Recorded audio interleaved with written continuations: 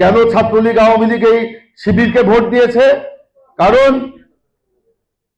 এখানে একটা চক্রান্ত আছে। ওই যে দিল্লিতে বসে শেখ হাসিনা হাজার হাজার কোটি টাকা দিয়ে ষড়যন্ত্র করছে, তিনি দেশে ফিরে আসতে চান, আওয়ামী লীগকে আবার বাংলাদেশের রাজনীতিতে ফিরিয়ে আনতে চান।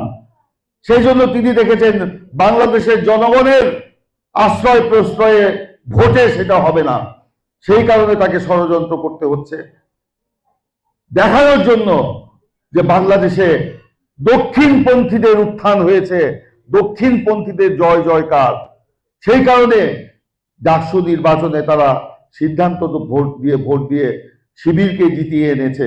তারা ভারতকে দেখাতে চায়, তারা আমেরিকাকে দেখাতে চায়, ইউরোপকে দেখাতে চায়, বহির্বিশ্বকে তারা দেখাতে চায় বাংলাদেশে দক্ষিণপন্থীদের উত্থান হয়েছে এই অন্তর্বর্তীকালীন সরকারের পৃষ্ঠপোষকতায়।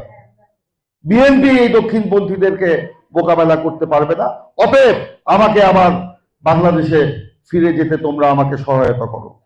এই ষড়যন্ত্রের জাল শেখ হাসিনা সেখানে বুনছেন। এই বুনতে গিয়ে তিনি কালকে এই সুযোগটি নিয়েছেন। আজকে আমাদের সকলকে সতর্ক থাকতে হবে।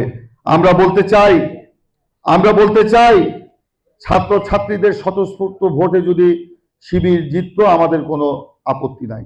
আপনারা দেখেছেন গতকালকে ছাত্র শিবির প্যানেল ছাড়া ছাত্র দল সহ বাম সংগঠন সহ সকল সংগঠন, সকল প্যানেল এই নির্বাচনে যারা অংশগ্রহণ করেছিল, তারা এই নির্বাচনে যে এই জামাত কানা ভিসি এবং বিশ্ববিদ্যালয় প্রশাসন যে পক্ষপাতিত্ব করেছে সেটা তারা উল্লেখ করেছে।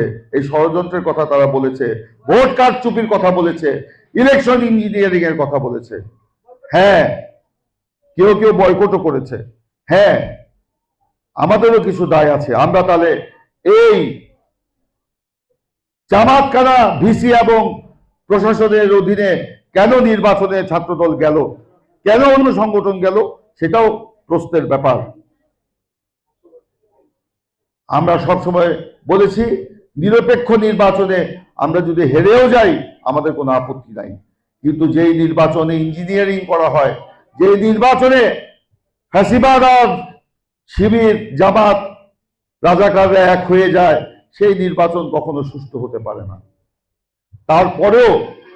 তারপরেও বলবো আজকে আমাদের আত্মবিশ্লেষণ করতে হবে, আমাদেরকে বুঝতে হবে, এবং এই নির্বাচনটা বিএনপির জন্য একদিকে ভালো হয়েছে, আমাদের চোখ খুলে গেছে। আমি বক্তব্যের মাঝখানে বলেছিলাম এই যে ষড়যন্ত্রের ফল, এই ডাকসু নির্বাচনের রেজাল্ট আমরা অনুমান করতে পারছিলাম, কিন্তু আমরা নিয়ন্ত্রণ করতে পারি নাই, মোকাবেলা করতে পারি নাই। এখন আমাদের ওই দিকে চিন্তা করতে হবে, আগামী নির্বাচনকে সামনে রেখে আমাদের এই চিন্তাটি করতে হবে। আজকে মনে রাখতে হবে এই স্বৈরাচার এবং রাজাকাররা হাত মিলিয়েছে একে অপরের সাথে, এদের আমাদেরকে রাজপথে মোকাবেলা করতে হবে। জামাত শিবির একটা মুনাফেক দল,